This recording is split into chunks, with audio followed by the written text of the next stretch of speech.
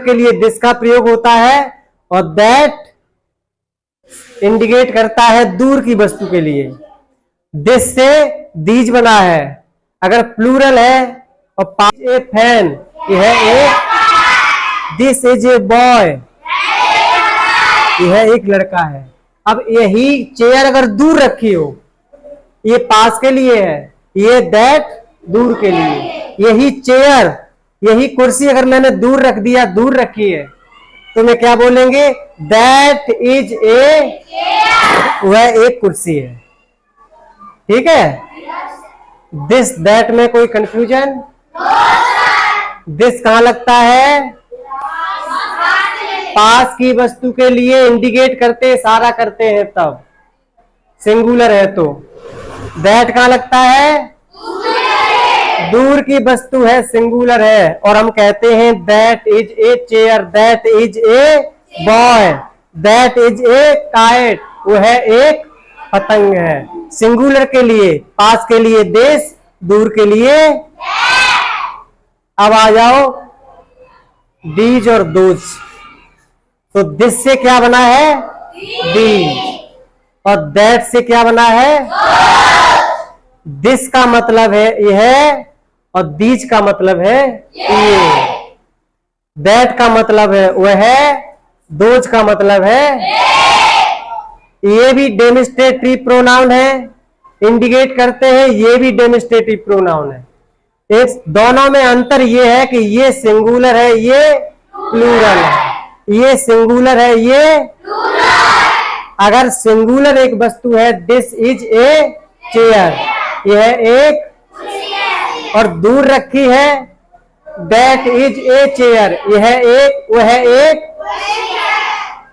ठीक है। अगर सिंगुलर से हटके अगर प्लूरल, ज्यादा कुर्सियां रखी हैं, ज्यादा लड़के खड़े हैं, ज्यादा बच्चियां हैं, गर्ल्स हैं, ठीक है, तो हम क्या कहेंगे? दीज आर चेयर्स, इंडिकेट करके, इशारा करके। समझ गए? These are chairs, these are pens. पास में है तो these are girls, these are ये लड़कियां, दीज आर बॉयज ये लड़के। ये पास के लिए था दिस, तो ये प्लूरल के लिए, लेकिन पास के लिए है। अब ये था दूर के लिए, और ये दूर के लिए, तो दैट था दूर के लिए, दैट से दोज बना है, ये भी किसके लिए हुआ? दूर के लिए। बस ये सिंगुलर के लिए है और ये प्लूरल के लिए है। ये पास की वस्तु के लिए सिंगुलर के लिए है, ये दूर पास की वस्तु के लिए प्लूरल के लिए है। ठीक है। मैंने कहा बे कुर्सियां हैं, दोज आर चेयर्स, बे लड़के हैं, those are boys, those are girls, बे लड़कियां, दोज आर काइट्स, बे पतंगे हैं। समझ गए? दिस दैट डेमोन्स्ट्रेटिव प्रोनाउन है, पास की वस्तु के लिए, पर्सन के लिए, थिंग्स के लिए। दिस का सिंगुलर कहां पर? दिस दैट दीज दोज और दे और इट पे। आप सबसे ज्यादा कंफ्यूज बच्चे होते हैं दोज और दे पे, क्योंकि दोज भी कहता है बे और दे भी कहता है बे।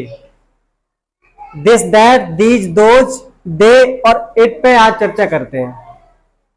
ठीक है। This means, that means, these means, those means. अब इनको बड़े आराम से, बेसिक से अच्छी तरह से जानते, पहचानते और पढ़ते हैं। You are right. तो देखते हैं सबसे पहले दिस और दैट को। दिस और दैट क्या है? ये डेमोन्स्ट्रेटिव प्रोनाउन है। अब तुम कहोगे डेमोन्स्ट्रेटिव प्रोनाउन मतलब सर जी ये संकेतवाचक है, इंडिकेट करते हैं। ठीक है। दिस और दैट ये सिंगुलर हैं दोनों, और दिस पास की वस्तु के लिए, पर्सन के लिए, प्लेस की, किसी के पर्सन के लिए आ सकता है। और दैट दूर की वस्तु के लिए, थिंग्स के लिए, प्लेस के लिए, किसी भी पर्सन के लिए। दिस कहाँ आएगा? जैसे कोई भी वस्तु, थिंग्स कहीं भी आपके पास रखी है, आप उसे बोलना चाहते हैं। यह एक कुर्सी है। दिस इज ए, मैंने इंडिकेट किया, इशारा किया। यह एक कुर्सी है। दिस इज ए, ठीक है। ये सिंगुलर है, दिस भी सिंगुलर है, दैट भी सिंगुलर है, ठीक है। दिस भी सिंगुलर है और दैट भी सिंगुलर है। दिस, दैट, दीज, दोज और दे, और इट को भी देखेंगे आज, ठीक है। सबसे ज्यादा बच्चे कहाँ कंफ्यूज होते हैं? दोज और दे में, क्योंकि दोज माने भी बे होता है और दे माने भी बे होता है। आप कहीं सोच रहे बच्चे कि हम दोज लगाएं कि दे लगाएं, तो तब दिक्कत नहीं होगी, तब कोई गलती नहीं होगी। आप ये समझ लो, दोज में और दे में भले ही अर्थ बे का देते हो, एक सही अर्थ देते हो, लेकिन ये दोनों में डिफरेंट क्या है, अंतर क्या है इन दोनों में? कहाँ यूज दे होता है, कहाँ दोज यूज होता है, ठीक है।